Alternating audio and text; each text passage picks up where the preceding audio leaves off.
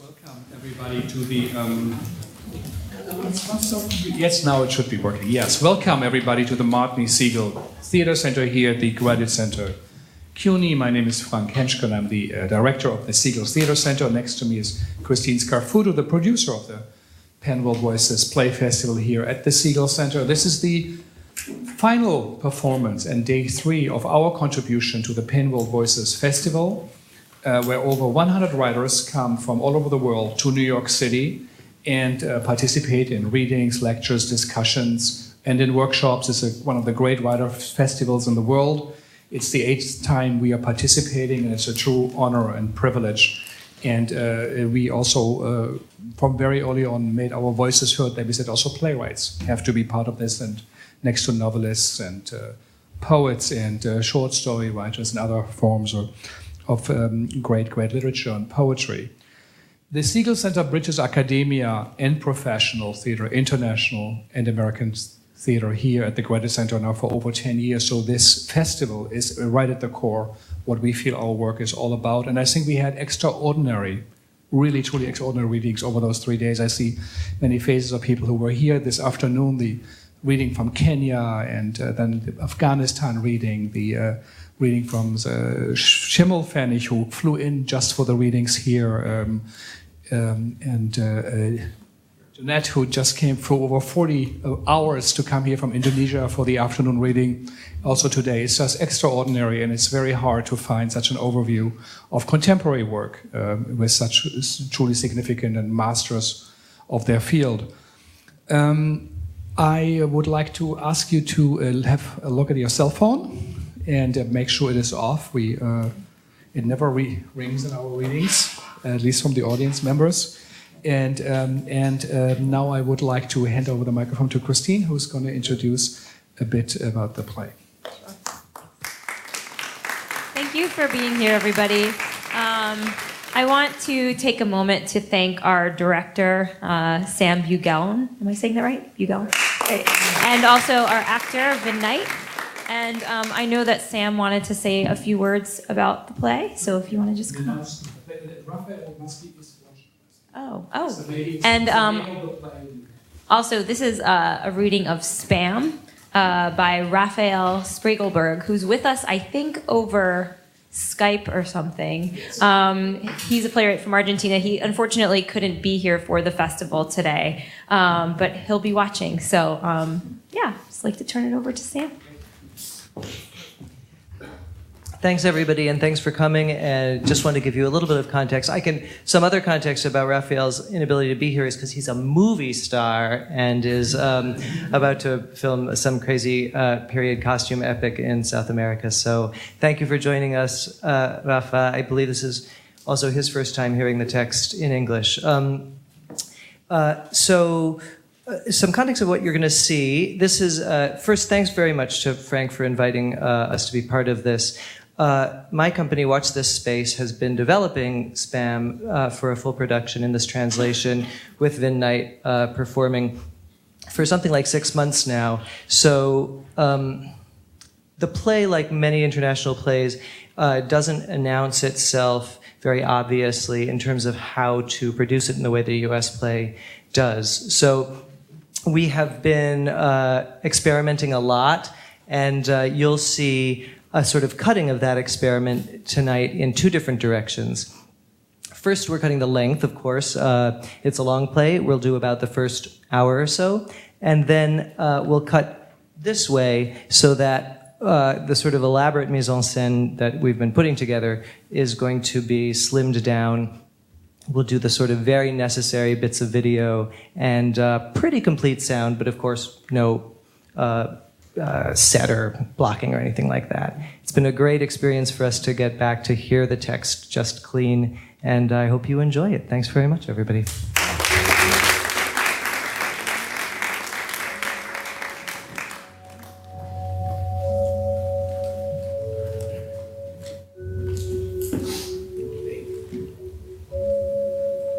Day 10.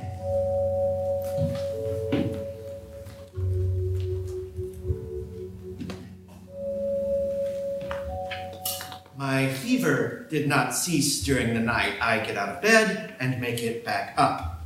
I could leave it for the hotel maid, but I feel an urgent need to get organized. And for now, these sheets are the only thing I can organize. So I make my hotel room bed. I'm alone in Malta. I'm wearing a second-hand tuxedo. The manager at this hotel, Il Caravaggio, says an ambulance brought me here. I spent an entire day unconscious in some unknown hospital bed. I've suffered a terrible blow to my head. They tell me I'm suffering from momentary amnesia. A nurse found my passport in one of my pockets, and in the other she found this hotel's card marking the pages of a book. L'étranger. Yes, The Stranger. By Camus, of course. So, they brought me back to this room that is so strange to me.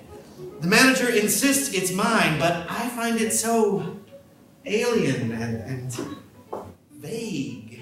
Like this book I don't remember reading again since high school. My only luggage is this tuxedo, a laptop, and these boxes filled with dolls. I'm traveling without a suitcase, without a past, but I do have a connection. That's what I have. And I can reconstruct my recent past by visiting the pages my laptop's jealous archive has kept open. The rest is simple deduction. In just a little, with just a bit more time, I'll know everything. What am I doing in this hotel? How am I going to pay for it? I'll let time sort things out for itself. I log in. Cassandra. I have 3 emails from her, all of them marked urgent. She doesn't bother to greet me or make any personal comments, so I assume she knows me and I know her. Who is Cassandra? And why are these emails so urgent? It looks like she's anxious for me to see the new revisions to her doctoral thesis. That's a clue. Maybe I must be her professor. This calms me down. It doesn't explain the tux or the dolls, but I feel good knowing that I'm not some Interpol agent or a fugitive or a lunatic, though I remind myself one doesn't always rule out the other. Until such time as my memory comes back, I look in my sent email to see what I wrote to this Cassandra. Nothing. I never answered her. Perhaps she knows me, but I don't know her. An unknown student, a dubious topic. I don't have any specific knowledge I'm aware of. On one hand, there are the humanistic sciences, and on the other, the real ones. I must be in the humanities pages. I don't know how to do a thing. I don't see any other helpful emails. Am I alone? No one else writes to me? Or have I deleted everything on purpose, like a criminal erasing his tracks? All that's left in my inbox is spam. Always the same thing. Enlarge your penis. They promise speedy results. Look, if they're exercises, then maybe later I'll try them out. Why not?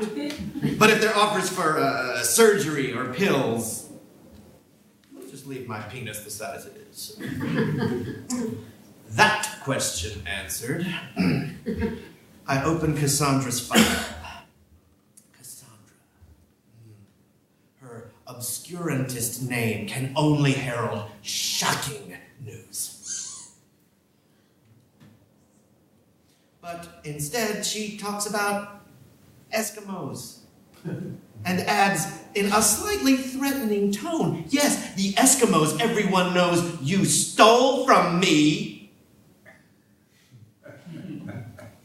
I have this tux, the dolls, the book, l'étranger, but it doesn't look like I have the Eskimos. The truth is, I don't remember a thing, but for some reason, I'm sure I do know something about this Eskimo topic. Do I teach geography? Huh? Is that it, perhaps? But what Eskimos might I have stolen? Because the Eskimos, the Inuit as everyone knows, aren't a thing. They can't be stolen. And here I am, maybe on the run, reading Cassandra's thesis mixed in with advertising nobody wants. Enlarge your penis. Of all the subject lines in the world, why must 80% of my spam be about that? Did men in earlier pre-internet times resign themselves to the size of their members? Or did the Middle Ages also have obsessive one-note advertising offering something no one needed?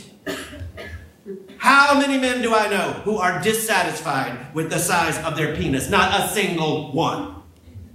We men don't discuss such things with each other, at least not past the age of 17. I don't remember ever approaching the topic with anyone. I don't remember that. Or anything else.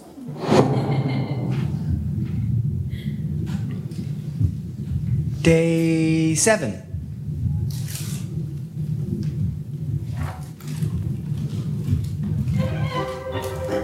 I love this one. I happen to be a linguist. The Eblates, who lived in the vicinity of the Acadians, did not have prepositions. Instead, they possessed an endlessly rich lexicon, the richest of any we know from the history of languages. Let's see how it worked, or at least as long as it lasted. They did not have many more common nouns than the things their ancient world could have created. Known animals. A little technical. Let's start day 7 again.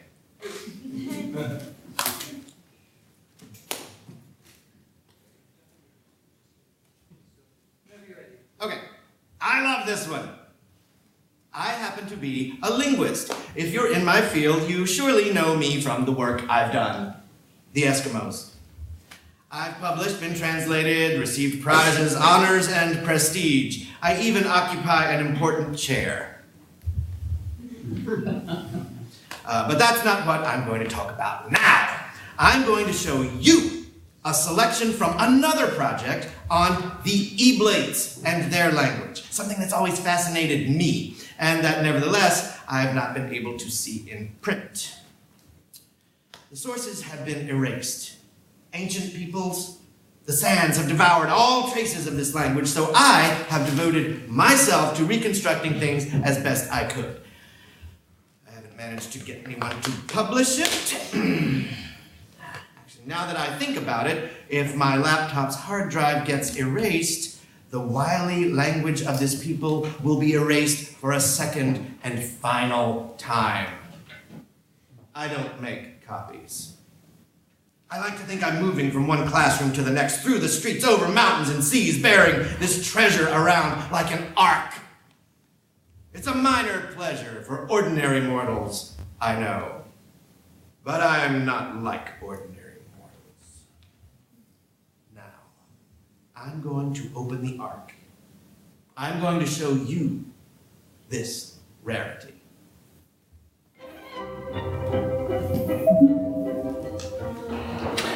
The Eblates, who lived in the vicinity of the Acadians, did not have prepositions. Instead, they possessed an incredibly rich lexicon, the richest of any we know from the history of languages. Let's see how it worked, or at least as long as it lasted.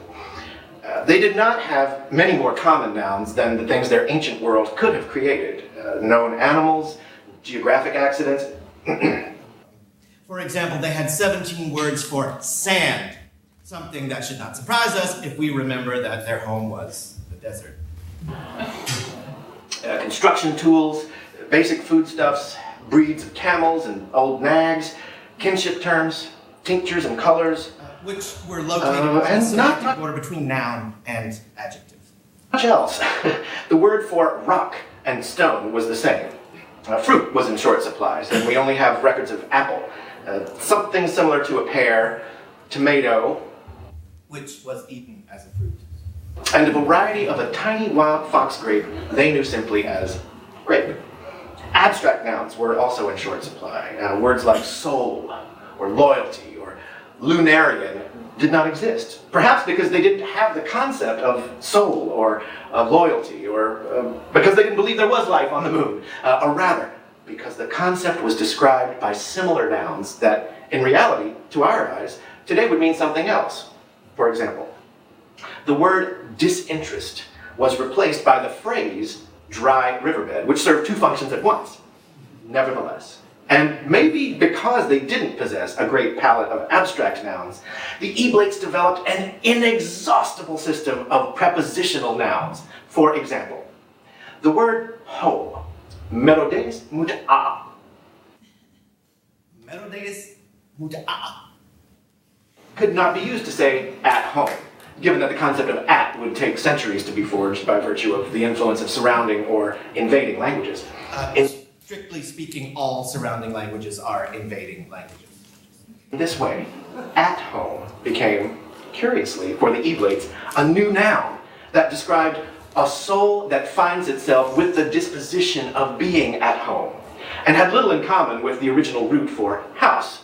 This word, spelled ubatorla anbe, contains sounds related not to merodees muta'a, home, but to the inside of windows, bator, a burning flame, la'an, water collected in bowls, or ur, depending on whether the bowls were completely full or half full.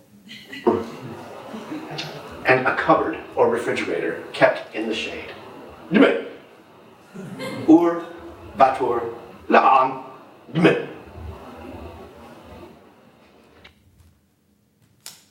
Ur, batur, la'am, dime. All right, I think that's pretty clear. Day 13.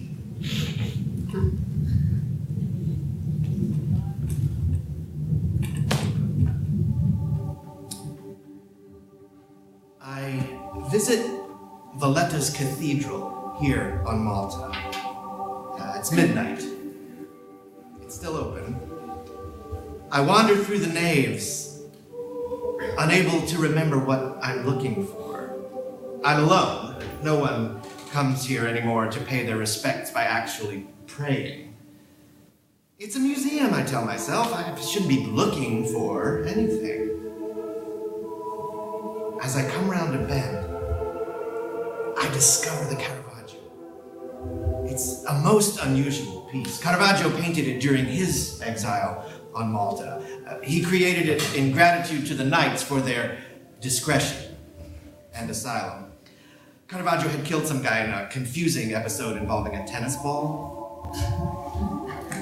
And he came here, fleeing his past. I observed the painting. First its shapes, then the color, then the light. I'm waiting for some frisson. But nothing happens. The real miracle occurs as I'm leaving the cathedral. Next to the exit, there's a table with a large visitor's book. I decide to sign it. I think about using a false name now that my own doesn't do anything for me.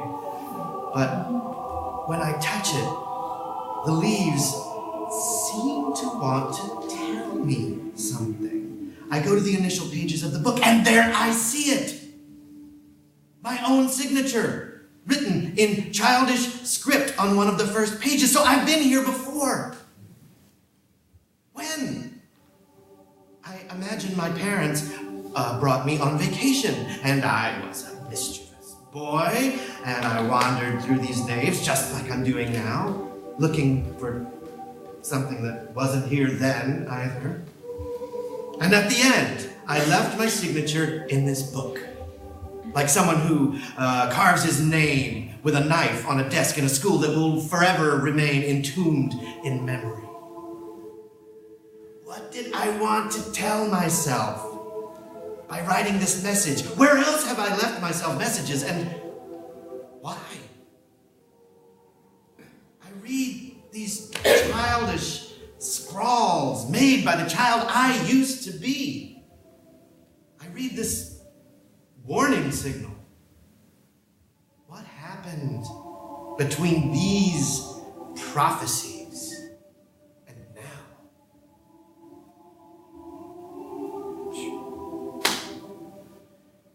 They're not prophecies, I tell myself. It's just a child flying by, saying hello. Day 16.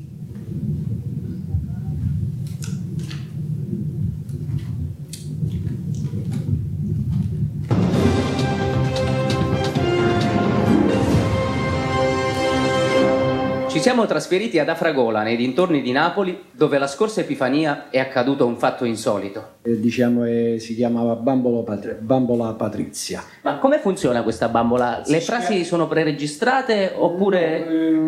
Una cassetta, secondo me, tipo cassetta. Si scacciava il pancino e diceva queste frasi. Diceva voglio essere tua amica, con te, abbracciami, tutte queste cose così affettuose, diciamo. Ma poi all'improvviso l'ho visto che piangeva. Disse che cos'è questa bimba che piange di un'altra volta, vedete che non è contenta neanche di questa.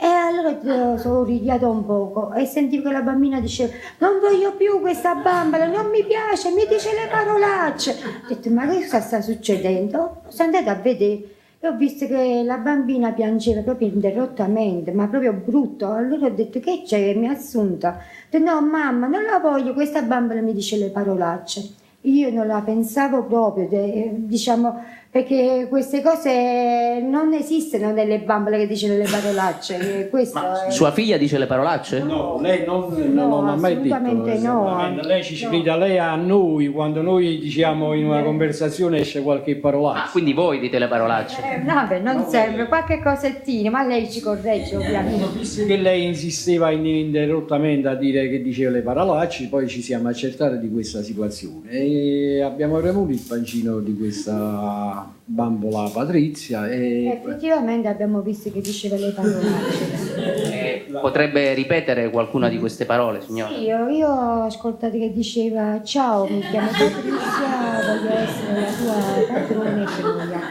E sinceramente sono rimasto proprio atterrita di questa cosa, cioè mi sembrava come se qualcuno mi avrebbe fatto un male in casa mia, un sabotaggio, una cosa proprio... Secondo la famiglia Frencio si tratta di sabotaggio industriale internazionale o di riti di possessione satanica compiuti da gruppi etnici cinesi ormai dilaganti in città. Il papà della vittima reclama al negozio di giocattoli Riccardino l'impacchettatore e chiede che gli venga cambiato il giocattolo avariato. Allora, sentite, noi di queste bambole patrizie ne abbiamo vendute veramente assai, ma non per dire niente, però non si è mai lamentato nessuno. Cioè, guardate, la bambola sta qua, io ve la faccio vedere, è venuta così, incorporata con la frase dentro, è normalissima, c'ha il vestitino, questa poi cammina, parla, gattona, canta, non c'è proprio niente di strano. Io il padre pensavo sinceramente che era un poco pazzo, perché cioè, si è presentata all'ultimo momento, il giorno della Befana, per comprare il regalo alla figlia. Sono quel tipo di clienti che li riconosci subito. Che tipo di clienti, signora? Che tipo di clienti? Mi pare a me che ho detto tutto. Un padre che arriva all'ultimo momento, il giorno della Befana, a prendere un regalo per la figlia. Ma lei cosa pensa sia successo?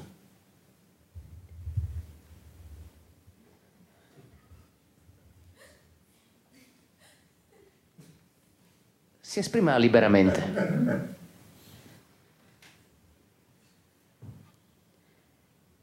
Cioè, deve essere qualcosa della Cina. Sandra e suo marito sperano che la cosiddetta bambola delle parolacce cominci ad essere quotata rapidamente su internet. Il proprietario di Turbo Toy invece si è rifiutato di rilasciare dichiarazioni, dissociandosi telefonicamente dall'accaduto e assicurando che si tratta soltanto di un suono con fonetica cinese e che è impensabile l'idea di un boicottaggio alla sua piccola o media impresa. Assicura che dei 26.000 esemplari venduti, questa Patrizia è l'unica che insulta e che nei suoi stabilimenti nessuno accede al chip sigillato in Cina, che si tratta di un marchingegno di altissima tecnologia e basso costo. L'imprenditore ha definito una fantasia la possibilità che qualcuno possa craccarla ed ha aggiunto che il lavoro degli hackers si concentra su programmi di maggior calibro e più redditizi. La linea passa ora a Monica Raiola presso l'isola del Giglio dopo il clamoroso naufragio della nave da crociera Costa Concordia. Michele Tripodi, Cronaca TV.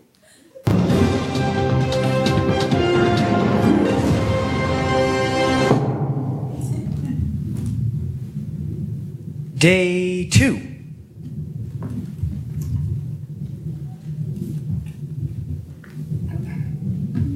Welcome to Google Translator. I call Andreina Potosievna Egyok, living at the seaport of Kuala Lumpur, Oriental Asia. I saw your contact and configuration files and your shining smile, and I said maybe we can get together mutual benefit of both. My father, a month ago in Kuala Lumpur Autumn Hospital, died after my uncle Father Tommaso at the dinner hit him on the head. Both very giant men. Me, I was left alone at home to take care of my mother and my aunt, both very minute, with Malaysia fever and abuse. I too was ill, and very few. Father had $4.7 million bank account. Take the money, but I'm not 21 years old, and my uncle need to be afraid of his big rooster. The money he could put his hand on if I do not find the necessary help. In my mouth, he may get his big rooster if I don't stop him. I am so small. Write to me, please, in the glory of the Lord, and give me your bank account number, and I will put this sum with the assistance of bank staff in my mouth, who also put his big rooster. The money in your bank will be safe. I will be back as long as I can take. I'm part of the money. I'll give you $1 million trust, and if you have a big rooster, you can do it in my mouth on a big rooster. Please contact me again if you are interested in by replying to an email message. Ignore it if you don't, or if you have a small rooster. If this offended you family, business propositions, moral and ethical values, do accept my sincere apologies. Go fuck yourself in your white ass. This is the glory of the Lord will keep us all safe.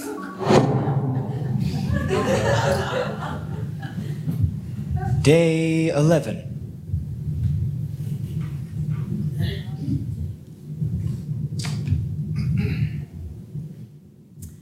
Today's Friday the 11th, and I have this email from yesterday, Thursday the 10th, from Cassandra, who takes great pains to assert that I'm morally obligated to help her with her thesis. Why morally? She says all the research on the Inuit was hers, that I read it for her after telling her it was worthless and published it as my own, that she was only a child and I took advantage of her innocence.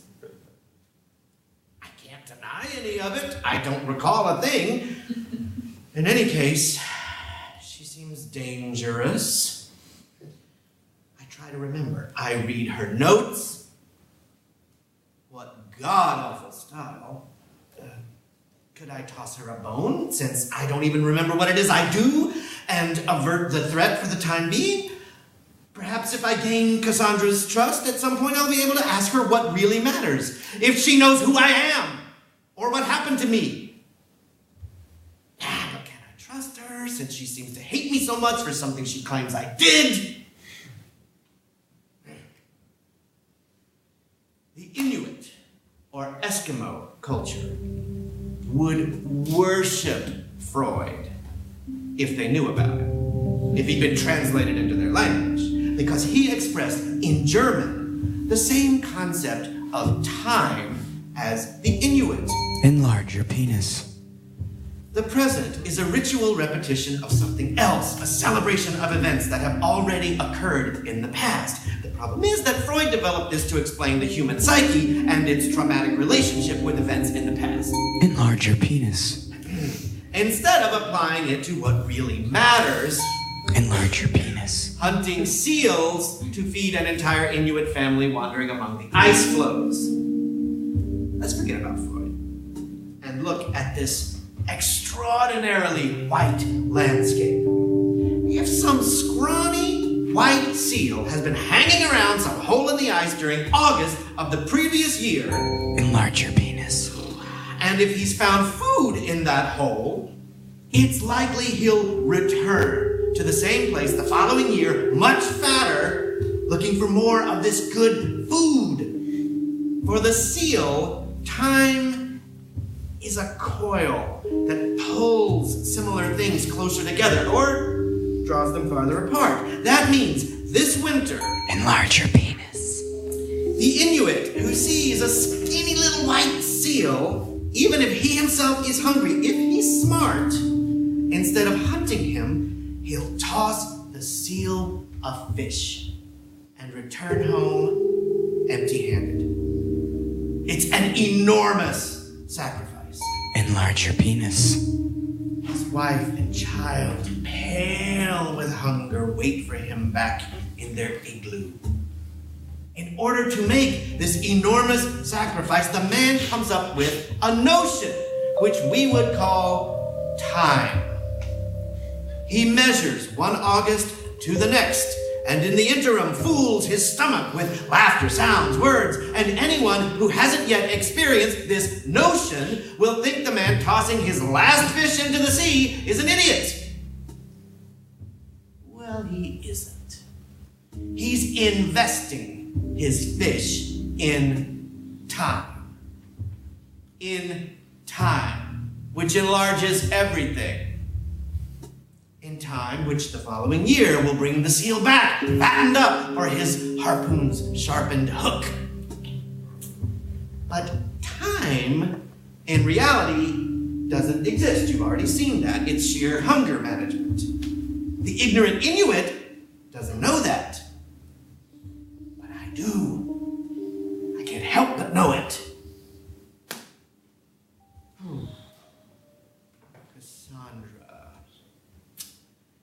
Don't know what these ideas do for her.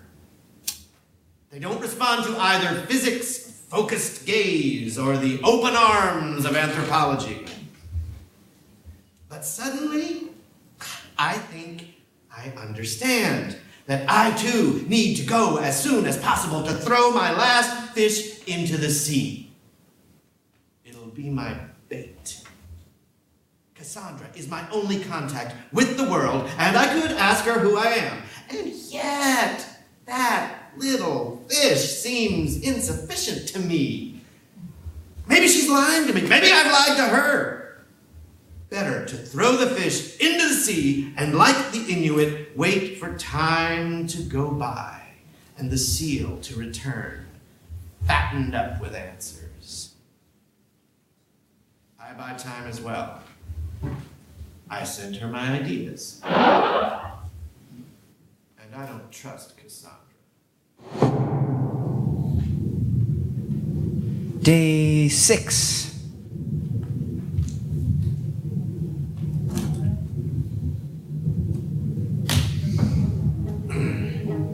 I leave the hotel with the idea of grabbing a bite, dressed as always in this tux. That's a long story I'm going to tell you later. The cafe's full.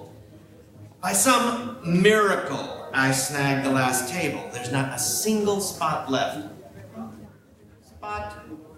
What do we call that space between an unbearably packed table and another one with just a single customer and a salt shaker? What is that word? It so happens I understand that extinct language the Eblate spoke that had words for everything, including for what's between words. It's since I'm alone, the waiter asks me, in his language, if I wouldn't mind sharing the table with another diner. I shrug my shoulders. He interprets that as, sure, no problem. The fellow diner thanks me and gestures hello. He's a scuba diver. I mean, I don't know what he is, but he's dressed like a diver. He's wearing a neoprene wetsuit that's skin tight from the waist down and leaves his chest unchastely exposed. I think it's only then that I notice the ocean. Calm, enormous, endless, right there before my eyes. Ha! The man's a tourist! I'm on an island. At other tables, the other diners are eating dinner or maybe lunch, and I realize that the only one inappropriately dressed appears to be me. His accent is German. He might be Swiss. I deduced that from how he orders his food. I, in turn, order the same thing he does. One less thing to think about. I take it it's something very precious that comes out of this sea. Das ist lecker. The diver says this cafe is the best place to get it, and then he asks me what I'm doing here, as if the fault were mine for not wearing a wetsuit. I don't know how to answer without creating problems for myself. I don't know him, and it's not very gentlemanly to tell him I've just swindled members of the Kuala Lumpur rice mafia, a Chinese mafia trying to pass as Malaysian. So, I give him an explanation that's impossible to verify. I'm a land surveyor here on the island to measure some lots. The diver really likes my explanation, so from that moment on, he doesn't stop talking. I learned some important things. It appears the only real industry on Malta is making underwater movies. He and his colleagues are filming at a location near the port in the vicinity of an old sunken ship. Unter Wasser. Because of his accent, I can't tell if the ship is real or if there's an enormous set under the water. Nein, nein, das ist wahr. Ein echtes Schiff. I imagine the set is a pollutant, but the Swiss don't have much choice. The seas of Switzerland are like Eskimos in the Antarctic, or mountains in Holland, or snow in Jamaica. All illusions that exist only as examples of language, as illustrations of how dangerous it can be for something to be enunciated without existing, or even being abstract. The diver hands me his card. His name is Klaus Zweileben from Zurich, and he shares something with me he considers very humorous about his stupid last name that means something like to live twice and he's still on his first. Ja, zweimal leben. Our food arrives and he revels in it in an inconceivable way. I try a bit.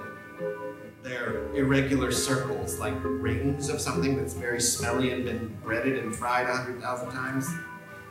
I give up. It's like eating cable cut into little pieces. Since he keeps on eating and I don't, it's assumed that it's my turn to talk.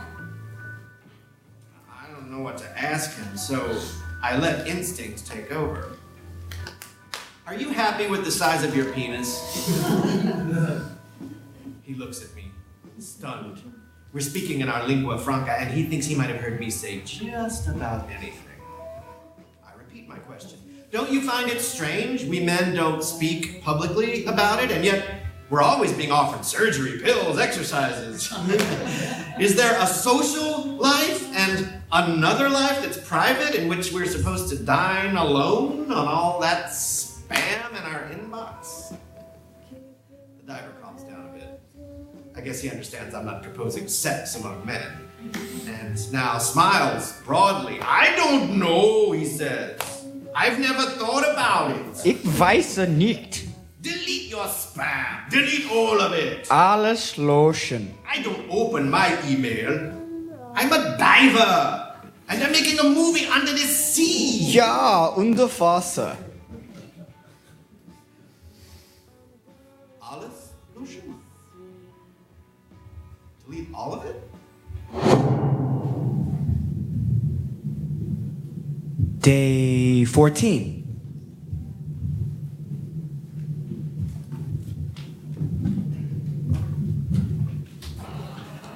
But the greatest peculiarity of this language, so very long in words, was its use of what today we would understand as the preposition between. Defined as that which designates the space between one noun and another, its use was very complex. For example, in order to say that something was between a rock, tude, and a fox grape, or vitis labrusca, genito, the new word was absolutely not the result of combining the meanings of these two things, but rather, as we've already explained, a word that instinctively attempted to account for the lingual sensations of being between both nouns. In the case of tude and genito, the surprisingly precise word arising from between them is regir.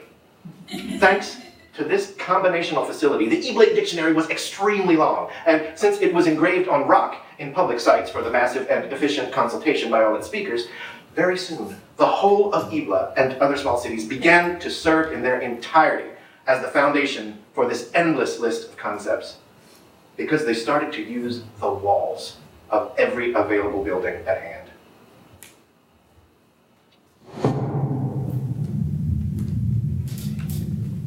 Day 17.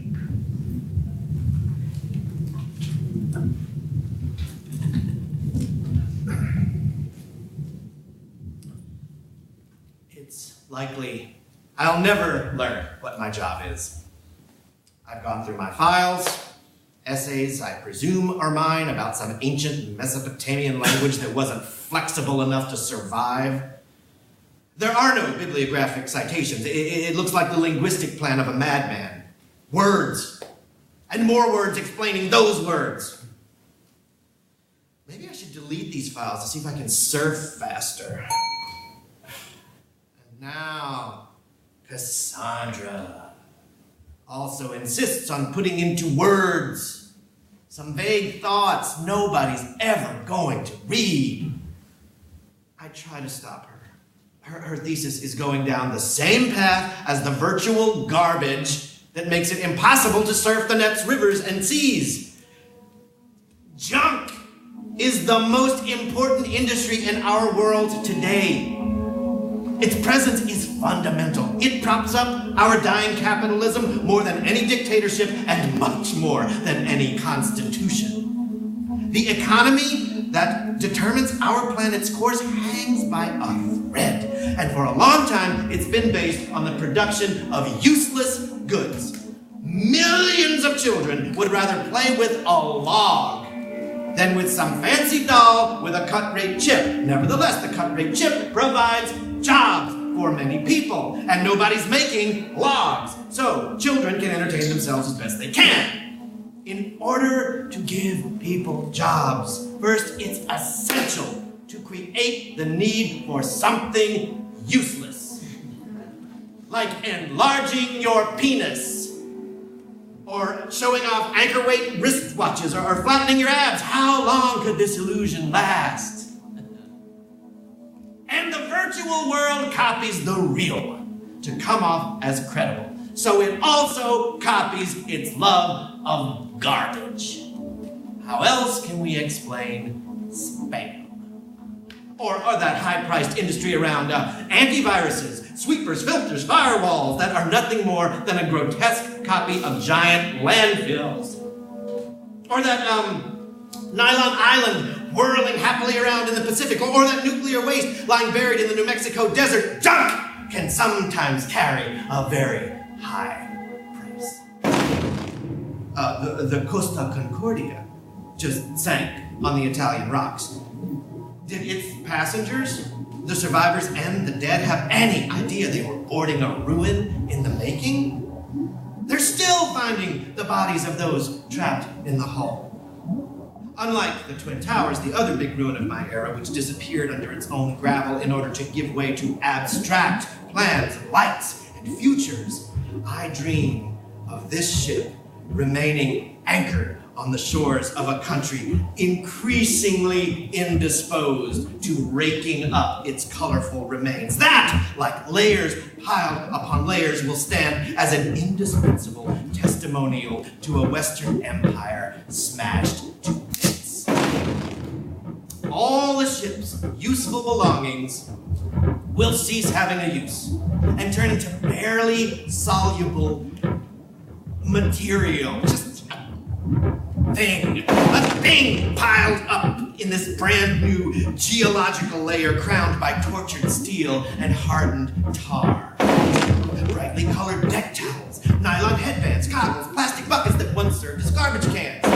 And the garbage in these cans, a mix of sanitary napkins, aluminized blister packs of medicines, empty vials of Chanel No.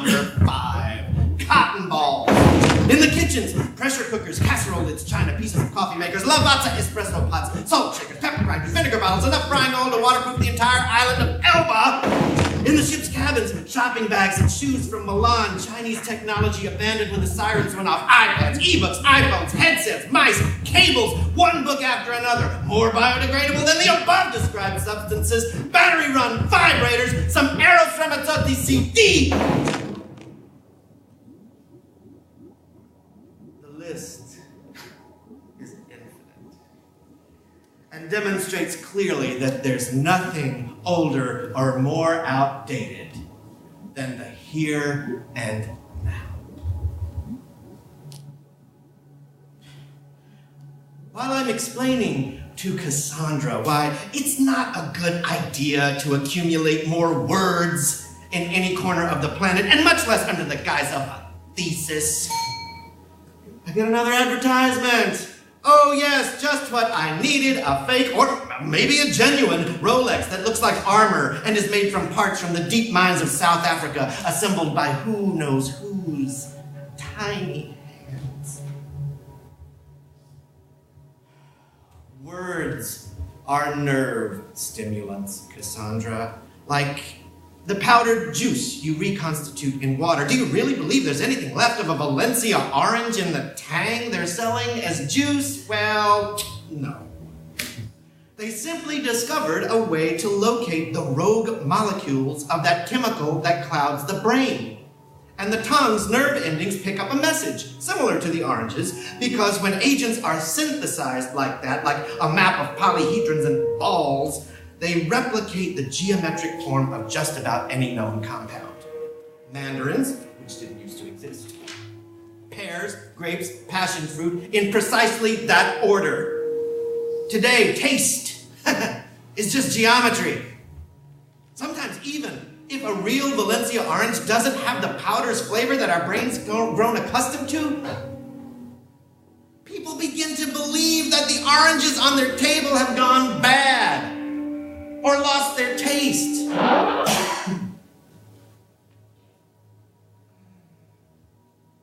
With all that, I hope Cassandra quits writing about God knows what she's writing about, and instead focuses on shedding some light on the real problem. Who am I? Who was I? What have I become? Day 30. Nope. Day 24.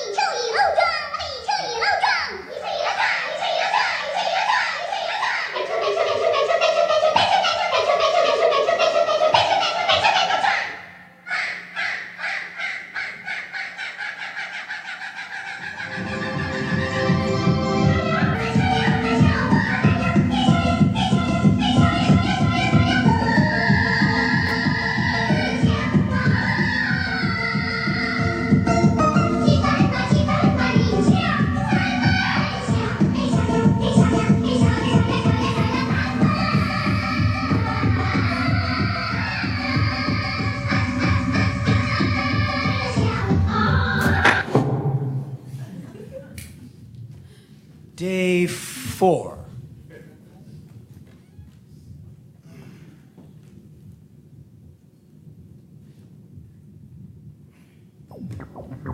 I think it's time I explained this tux. At some moment between Naples and Malta, let's say between yesterday and today, the following happened.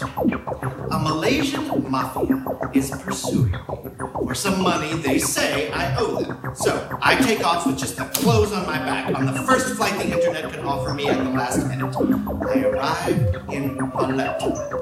My credit card is suspended. I spent my last €5 in that cafe, but I have 4,700,000 in PayPal. So, I look for a way to get some cash. Online, I find a consignment of dolls being auctioned off at a suspiciously low price. I buy the whole package. I buy them to resell to tourists on the beach and get myself some meals. I don't need much more. Well, yes, some clothing. And there I see it. It's the tux Sean Connery wore in the film about the satanical Dr. No. Someone here on Malta is auctioning it off, and I can buy it with just a click. It doesn't fit me, I know, and it's a little worn out, I'm aware, and it's not very prudent. It cost me exactly $100,000. Worth it, not worth it? That depends on how much you have in your account, how hard it is to buy Maltese Bermuda shorts and a polo shirt with no cash, and how much literature is layered onto this outfit. It was an offer I couldn't refuse for various reasons. Let's review. The most expensive set for Dr. No was in fact the doctor's underwater laboratory, the technology of the future, of a really old future. The future of 1962. And United Artists had to rent some of the panels and consoles from some British medical firms who ultimately scammed them. Arguing that the panels were extremely dangerous, they got themselves contracted as a team of experts, and dressing up as lab assistants were also paid as extras. So, papier-mâché cost $250,000. Their trap was, how could it be any other way, merely linguistic. They invoked the era's magic adjective, radioactive. And from that moment on, not a single cameraman, actor, or stunt double could go on set without these technicians' instructions. So this outfit, which once belonged to Connery and I'm now wearing, was exposed to radiation from some orange element space heaters and green fluorescent tubes filled with neon and sealed in Malta. It seems only fitting. But that's not the only reason. Oh no. Connery had multi-ethnic sex with half a dozen of the best Bond girls. And yeah. But hold on. All these actresses were dubbed in the original by a single voice. Oh no. A single English actress. Hello, baby. Whose name, just like God's, has never been revealed, did the voices of all the models resting their heads on this suit. Oh, James. Honey Ryder. Hello. Miss Tara. Hello. Money Penny. Hello. Sylvia Trench. Hello. All moved their lips without having a thing to say, knowing they'd be dubbed by this unnamed, underpaid actress. And yeah. This tux has heard their pointless babbling. Oh, James. It's the skin that suits me best. And yeah. But there's a third reason. The original title in English is simply Dr. No. But since, in Japanese, there are no interrogative signs or dialogue breaks or diphthongs or datives or ablatives or anything that would make it useful to speak and be understood, the Japanese distributors, who've always thought of the West as one big stupidity, interpreted the title as Dr. No and planned to screen it commercially commercially under the title, "We Don't Want a Doctor." Doctor, no. We don't want a doctor. The mistake has a certain merit in that it demonstrates that any title can be applied to any subject. Oh, James. Just like any word can be used to designate anything. Just like I call this hand debita, or this item $100,000. And, yeah. I haven't seen the movie. I should. But if I haven't already done so, later I'll tell you the whole plot blow by blow, just like it appears in Wikipedia. Just like it will be summarized there forever. Just like cultures from superior galaxies will read it when they arrive to this devastated Earth and encounter only cockroaches and silicon hard drives filled with just this kind of detail. Day 15.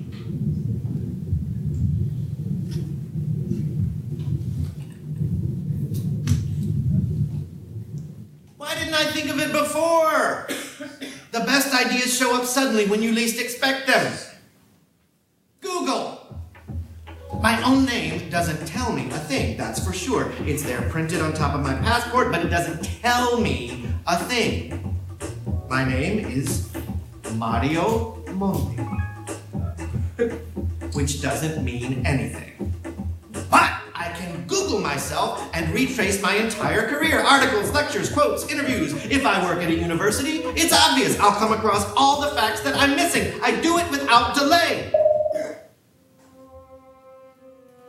What a surprise. Mario Monti appears to be my country's prime minister.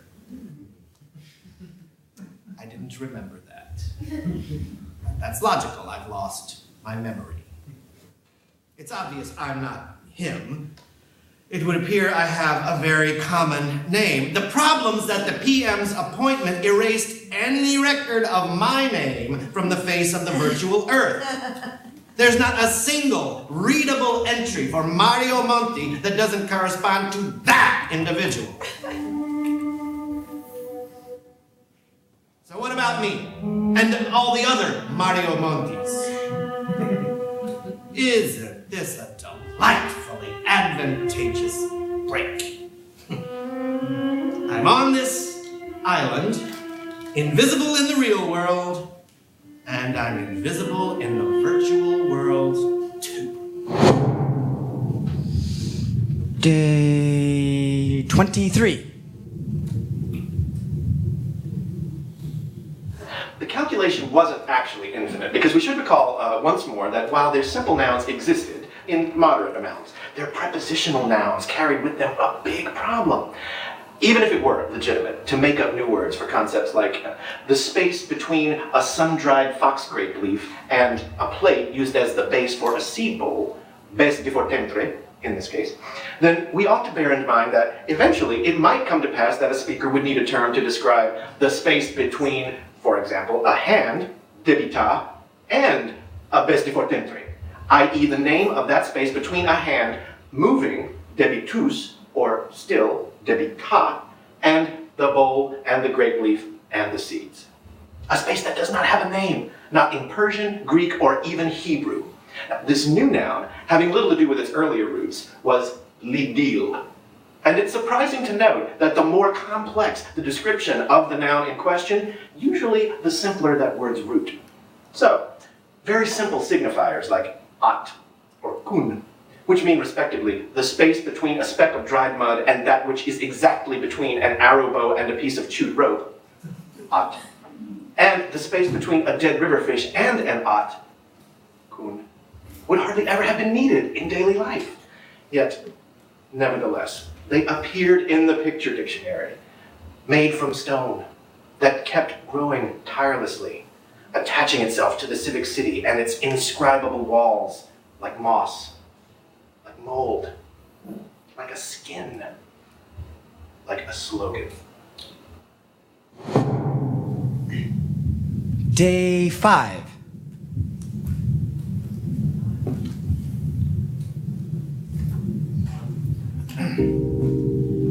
It's becoming obvious I'm not going to last that long on this island. I don't know if I can handle this self-induced exile, and I don't even know when it'll be safe to return home. I leave it to the laws of chance and trace an arc in time, employing the elements within my reach. I go down to the store, I choose a postcard, one where you can see this hotel, the unassuming Caravaggio, and I write myself a letter. I give myself some carefully chosen words. They might become useful in the future. I seal the envelope, I write a false name on the return address, Nicolino Monti. In reality, the name's not that false. It's one my mother considered giving me, but then she gave me the one I have, Mario Monti. So I go to the post office and I mail a letter to myself from some Nicolino Monti, no return address. I send it to my hotel, Il Caravaggio. I'm going to wait for sure, but I feel more confident knowing the letter will arrive in a short time. Maybe it's a way of charting this short time, like day planners, like the hands on a clock, like the Eskimo does as he waits for his fattened seal to return home. I don't know how long this message will take to get to me, but when it does, I'll know it's time to return home. Like going to sleep, leaving your alarm set for an exact time. It's the thread leading Theseus out of the labyrinth. It's the rope taking you down into the cavern. It's the life preserver floating adrift. The postcard says, wake up. It's time to go home. It's just about to arrive. In the meantime, I decide I'm free to lose myself in this hell. Day 3.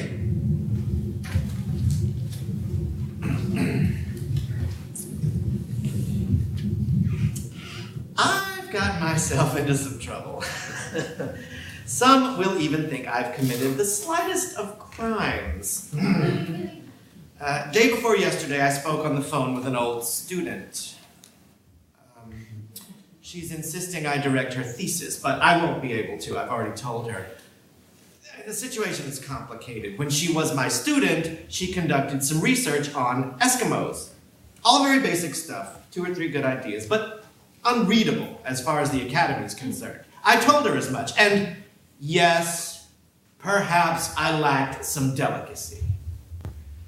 She gave up the project, and afterwards I used some of the material more or less as I wanted. Should one do that? Shouldn't one do that? Who knows? She tells a different version of the same event, and so our roads diverged. Time passed, and the subject never came up again. And now, she's reappeared. What is she offering me? The chance to apologize? That's not gonna happen. In any case, I kept watch the entire day, waiting for an email with her thesis. But there was only spam. And in the middle of the spam, a desperate message from a Malaysian girl who'd been abused by her uncle and hopes to be able to get her hands on her father's fortune now that he's died in some shocking way. Autumn hospital. It's Malaysia, for Christ's sake. Her proposition was simple. She needed the information from my bank account so she could wire her inheritance money there. Helped by some very loyal bank employee, very trustworthy. And in a couple of days, she'd come to wherever I tell her to pick up the money and reward my brotherly solidarity with I don't know what. So, while waiting for some elusive sign from my student, out of apathy or tedium, or to show myself how brave I can be, I sent my account information to this poor Asian girl who's in this pickle. Why not? It's a profitable business, a real moneymaker. especially considering that when you're waiting for something important, everything's spam. And this girl with her problems doesn't exist, and her murderous uncle doesn't exist, and there's no such place as Malaysia. After a while, my bank calls to tell me they need me to attend an audit to explain how $4,700,000 were deposited into my account from some Brit bank in Geneva, Helvetia, Switzerland, Weston. I verify my balance online. In the LCD's cold light, the amount's just a number. Nothing. Maybe if I manage to withdraw it from the bank before the close of business, the entire matter will be recorded as a clerical error. So I transfer all the money to a PayPal account. PayPal is an internet site where one deposits small sums of money to buy rare books, foreign records, Chinese technology. Even though the bank itself oversees it, PayPal doesn't have a physical location anywhere, except in Luxembourg, which is the same as nowhere. So, the tax auditors would never think to verify the source of money saved in an account used for buying CDs, or sending donations to save the Amazon, or financing the project of some dance company in New Jersey. I now have $4,700,000 to spend on old books, rare posters, and support Bjork's latest experimental record made of pendula and lava from Icelandic volcanoes.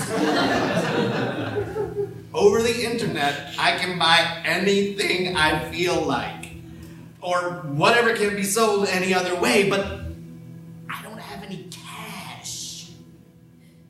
I'm a virtual multimillionaire. But the whole world's heading down that path. In the meantime, I show up at the bank in my Sunday best and point out, there must have been some mistake because this money never came into my account. They verify the two rapid moves. They apologize and explain that my account must have been hacked and that they'll open another one with a new, precious, impregnable number. I ask them, what will happen to the 2,700 euros I had in my savings account and the automatic debits through my online payment plans? They explain they're very sorry. The bank's security has been breached. This is large-scale financial terrorism, and with the imminent risk with which banks live, the only thing they can do is let me file a formal complaint in writing. I tell them, you know what? I'd rather take my business to another bank. They understand. And so, I lose my 2,700 euros. Today, I was drinking my morning coffee in the cafe across from my apartment, and I see a group of Asians standing around my door. There are 5 or 6 of them, all dressed in black. Their suits have a Chinese cut, and they're certainly well armed.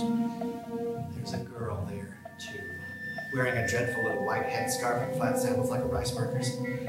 She's giving orders to all her hitmen, after which they separate and go hide in different selected spots along my street. The young girl, however, comes and sits down at the table next to me.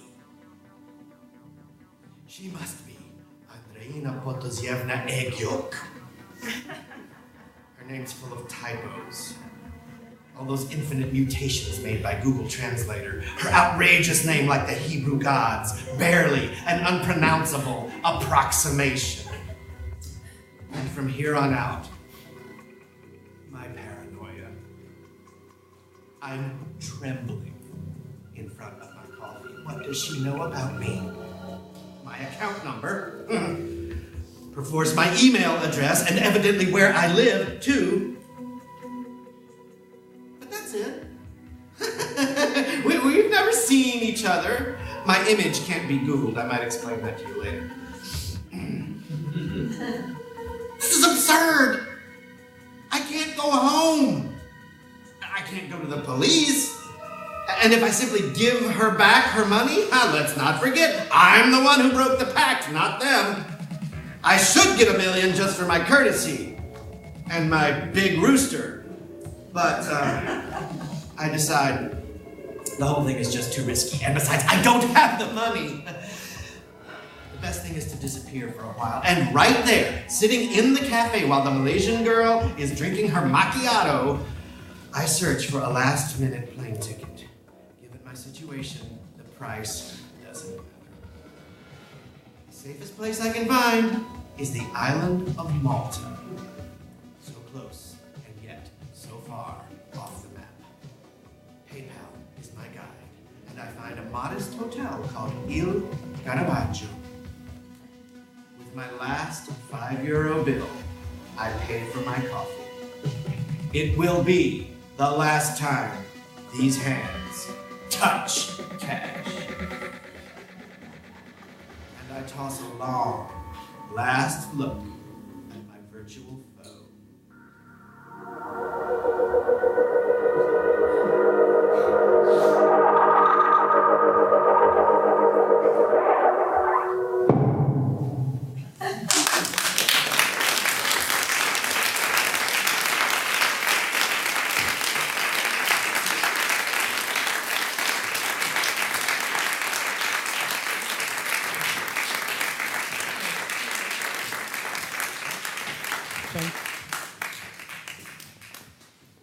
So thank you all very, very much. And now we will have a discussion with Rafael Spregelburd, who will join us via Skype from Argentina just before going on to the multi-million-dollar movie sets.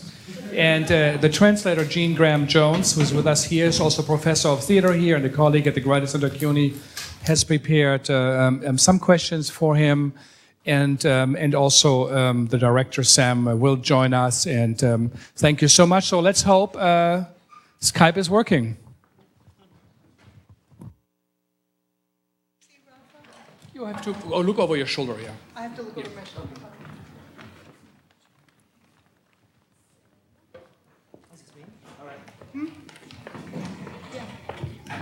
Thanks. Hey. There he is. Hi, Rafa.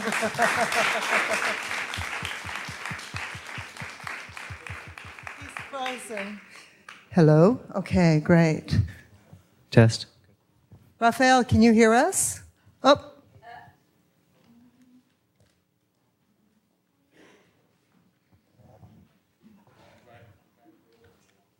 This is topical. Oh, let's do another day. Right. Okay. I think probably he's going to be looking at us there. Right.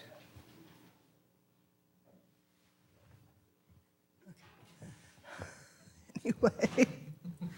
Start while it's connected. Yeah, I think I'm going to go ahead and start. One of the things I'm going to ask Rafael Spregelburd to talk about is kind of the origin of this piece. But I could say a couple things about the structure.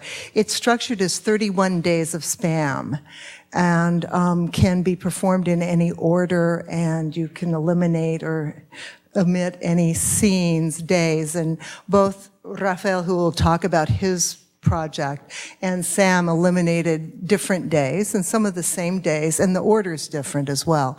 So I think that's kind of important to keep in mind as you're kind of processing the work. And so you can tell that at some point in that process, something happened, but that's in Act 2 of Sam's production, that caused him to lose his memory. So this memory reconstruction project via his internet is really what keeps the whole thing going. Are we still connecting? Okay. I have been working on this for about 1.5 years with Spregelburd, and we've worked before on some other pieces. And this was a really interesting project because of the language, because of the character. And one other thing to bear in mind is that there's a second person on stage in the performance. In the Argentine production, Spregelburd plays Monty, and a musician named Sipse plays the other person who supplies the voices, but also, in that case, is a musician performing with his own created instruments and his own interventions. And maybe Sam can say a few words about that, your production, that character. Sure. That's been one of the most interesting parts of our process. Aside from the question, for example, Rafael still is performing this now. It ran for a long time in Buenos Aires, and he performs it himself on tour now. You can catch it in Toronto in late June if you'd like to. Still in Buenos Aires when he's there. And so, right. So he calls it a spoken opera, a Spregelburd, I guess. Yeah. Spregelburd. But I'm going to ask him to talk about that. Oh, right. So that's part of why I thought it was important that even when we did this reading, we did it with the recorded music that we use. We chose not to go with a live musician on stage, partly because I just didn't have such a musician. And the relationship between Rafael and Zipsa is long, many years standing. They're, in fact, brother-in-laws. And I didn't think that was a thing that one could duplicate. So we've really worked to find out who is the other person on stage, because it doesn't feel like a play where you guys saw it with him alone on stage and a voice coming from the gods, but it seems like we want to see the other person for a variety of reasons that become more clear in Act 2. Yeah, I don't want to give away more than that. In our in the production we're working on, he runs all of the tech, so there's a sort of technical table off to the side. He runs the sound cues, he does a lot of prop stuff. There's a lot of stuff he does. But there's a lot of language around doubling and doppelgangers in the play, and that's becomes clear perhaps why later on. So, should we open it up to questions or something? Uh-oh. Oh, no. Uh-oh, we saw his face. Oh, well. It's hard to text to Argentina. I could send an email. Truly. We tried to call that and then just put the speaker on and it would be over. We'll see. I wonder. Do you want to get out my iPad? Yeah, anyway, why don't we, while we're trying to do this, maybe open it up to some questions or comments. I hate to represent here the playwright. I'd rather he were here. But if there's some questions or comments people would like to make? I'm trying to text him now. This is incredibly ironic. I'm sorry. Like way beyond. Oh, God. Yeah, questions, anyone? It is part of the whole thing, absolutely. Yeah, hey, Joan. I'll give you this mic. 1 second. Thank you. Hi, Sam. So can you share with us how you happened upon this writer and what your process has been when you say that you've been working on it for some time? And then could you also talk about your new company and how you've made the decisions about what kind of work it's going to be? Thanks. Sure. Thank you for asking. That's Joan Lipkin, everybody.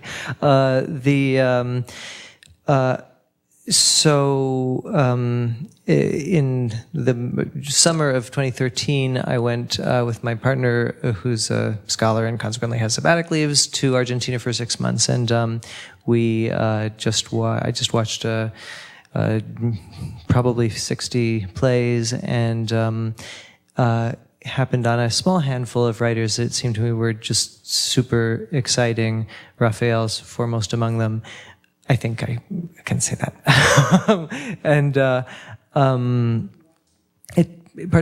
It turned out that Jean was a friend through scholarly circles and set us up with a lot of ways of talking to people. Oh, is that him? Oh, great.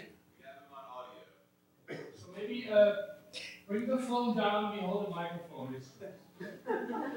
Yeah, he's offline on my Skype as well. That's very strange. Okay. Hello. Hi, Rafa. Hey. This is Jean. How are you? Hello, Jean. I can barely hear you, but Okay. I know you're there. I'm here with Sam and many other people. And we wanted to try to grab you while we can to ask a couple of questions. My question to you would be, could you say a little bit about how you created this piece, why you call it a Sprechoper, and that other person in the performance with you? Well, yeah, as you know, it's very strange to see that one can read the play, because it was never meant to be read, but actually sung in a way. It's a spoken opera. The words have been chosen very carefully to match some sort of very strange industrial music, which Sipse composed to it. And from the very beginning, it was intended as a kind of opera in which words not only mean what they say, but also give you an impression of emotions and confusion and feelings the way music does. So the plot and everything else exists in the play. I mean, it's a whole play written in 31 scenes, but it's very hard to tell when you just take bits of its text. You know, it's probably not the text-based plays in this case. Okay, and you play Monty when you are doing it. Your own production. You play Monty, and Sipse, who's a musician, plays the other character. And you got to see the live streaming, right? I can't hear you. I can't hear your question. Did you see the live streaming? Yes, of course. Okay, good. I think I should open it up to questions from the audience. So let us start there. Great. Yes. Just had a question about the current staging of the play. I guess it's at a certain point. And the current state that it's in, what do you have the narrator, where do you have them on the stage? Are they sitting? Are they dancing? Are they interacting with the musician? I'm not so sure I got the question right. There's a lot of noise in the conversation, but I understand you want to know what the interaction is with the musician, right? Yes. Well, you know, he's composed, Sipse is a creator of music instruments, and actually he doesn't play any conventional guitars or keyboards, so he makes up his own instruments with fish bowls and things,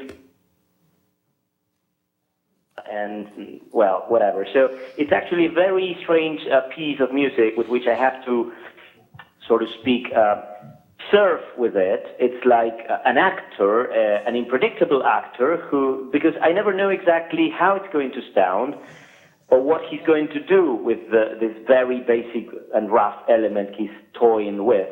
So I feel very pleased with that, because I was very afraid of writing a monologue, because I didn't want to be alone on stage, having to invent my own prompts to act.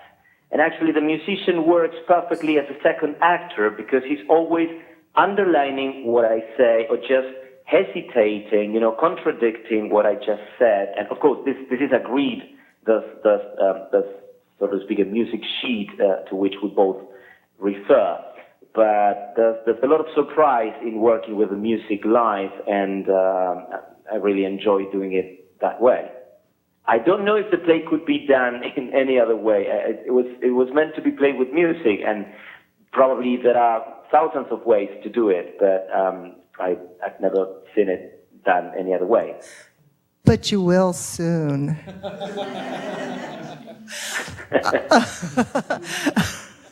Another question from someone? Yeah. Hi, I have a question for Sam. It's kind of two-part about the arranging of the days and the choices you made. If you could talk to that, because I found them temporarily very satisfying. And then also, secondly, constructing the play to have that option. I just would love to hear more from the playwright about why that was a choice. Well, let's start with Rafael then. Rafael, why so the 31 days? Why that modular structure? I can't hear you well. Why the 31 days, and why the structure as modules that can be moved around or eliminated? Yes. Well, 31 days because I really had a lot of scenes and it had to be a month. I mean, I didn't have 15 scenes and I didn't have 60. I had like 28, so 31 was very reasonable. And actually, we play this play with a calendar, so the audience has to reconstruct, together with the character who's lost his memory, at what point of the story they are. And this keeps the audience, at least in Buenos Aires, where we play this play, very active, because they have this hope that they will be able to reconstruct the story. There is a storyline, underneath all this rubbish in the play, and there's a storyline which is very, very pleasing to rebuild while you work together with the actor and his memory. And so actually we sort out the order of the scenes, but there is a pre-established order in which this story can be told in such a way that the audience can fill in all the gaps. And there you are, that's the play. Of course, we don't play all 31 scenes. We only play 26, as far as I remember.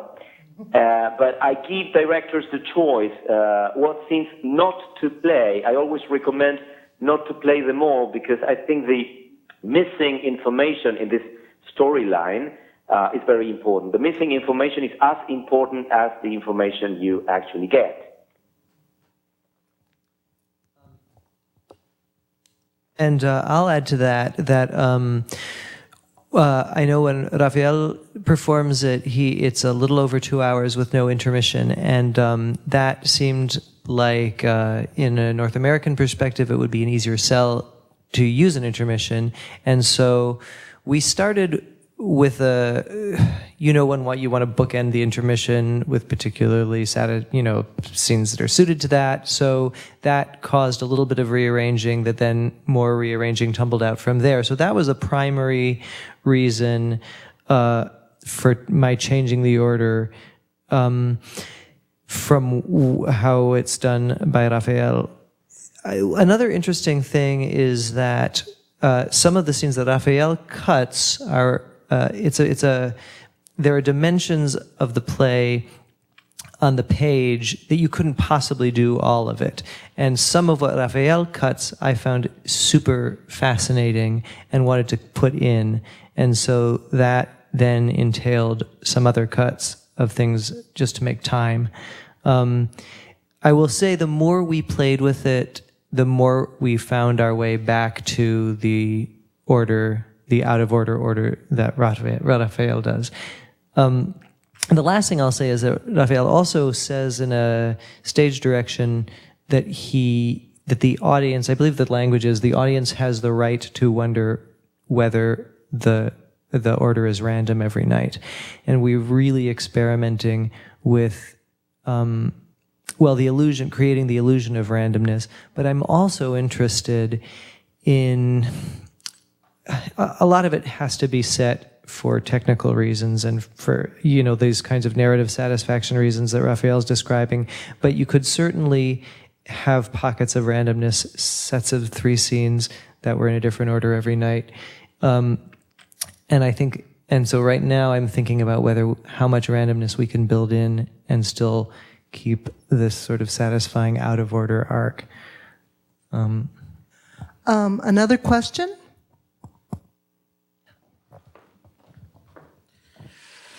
Yes, I wonder if Rafael can tell us a little bit about the videos that he used, if these are the original videos from the original productions, or there are several videos that have been added. The Italian video is the original video that was used in Italy. Rafael, I think, wrote it for an Italian theater festival, and that video was created then, and it continues to be used in his tour, and we use it also. The other videos are new for this production, but I love that we can have one video that continues. Rafael, do you want to say something about the production in Italy and how that has become part of your production? Well, how it has become part of my life, actually. I used the Italian production to subsidize my own, because there was this actor, this very famous actor from Naples, and he wanted to do a play written by me, and I said, I don't have anything you can use, but I'm going to write a new play for myself, and then of course you can borrow it if you pay me for it. And so I actually directed the play first in Italian for this actor, always bearing in mind that I was going to do my own version back here in Buenos Aires. So actually the play opened in Naples. That's why also the character is Italian, and many of the references to this joke on apocalypses has to do with the feeling of this moment in Europe, particularly in Spain, in Italy, in Greece, this feeling that everything could come to an end, which is a very useful fear, to have people have, because actually that's the way they everything can be controlled more easily by the powers that be. So I really decided the play had a lot to do with this idea of the dying of Europe, which actually was just a bank crisis, and which of course we're still paying the consequences of it. It's not serious, but actually I was shocked at the way every even very problems that had to do with families or very private issues suddenly echoed in the play. This doll cursing a girl, and that the solution had to be somewhere else, but it's like the end of times. And there are many references in the play, above all in scene in day 26, which you haven't read tonight, which would toy with this idea of the end of times, which is the very Italian slogan, I might say. But of course, our version takes some distance from this feeling, and I think we can deal with it with a little bit more of irony and sarcasm. And actually, both versions, the Argentinian and the Italian, are very different. Well, the musicians are different too, and the actors are different. So they had to be different, of course. I think we're out of time. Rafael, thank you for staying up and talking to us. And it was great to hear your voice. Well, thank you. I'm sorry we couldn't see each other on Skype. I don't know what's going on. I still don't have a connection. It's probably that the whole reading, I don't know, it ate up all my memory in the computer, because I can't just connect right now. And the Malaysian mafia are very annoyed with me, and this is what you get. Revenge. Thank you, Rafael. Thanks a lot, Rafa. Thank you, Sam. Hope to see you in Toronto. Yes, I'll see you there. Okay, bye. Great. Ciao. Bye-bye. Thank you.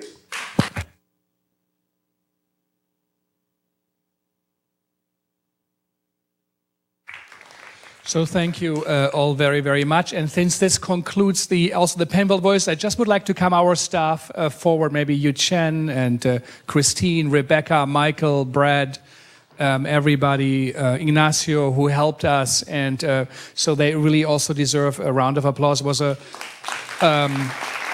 you come all here. And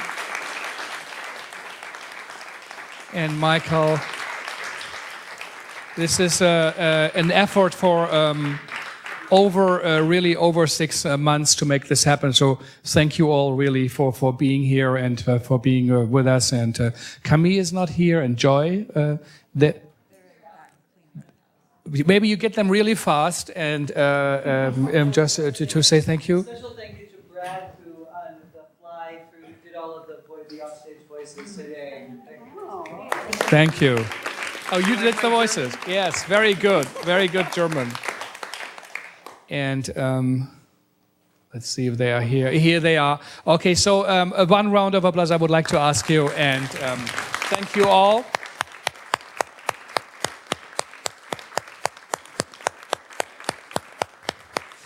And we hope to be part again of Parallel World Voices next year. I hope you all will come and say good things about these. Go also to the other events. I think there are still a few going on. And now we will have a little celebration at the conclusion of the festival to celebrate the writer's work. We will be on the Archive Bar, which is on 36 between 5th and Madison on the south side. So 36, you get out of the building, don't make the first street, the second street, make a right, and a little bit, 2/3 towards the end, towards Madison, is the little bar called the Archive. And 12. Okay, thank you all, and thank you all, Hunter.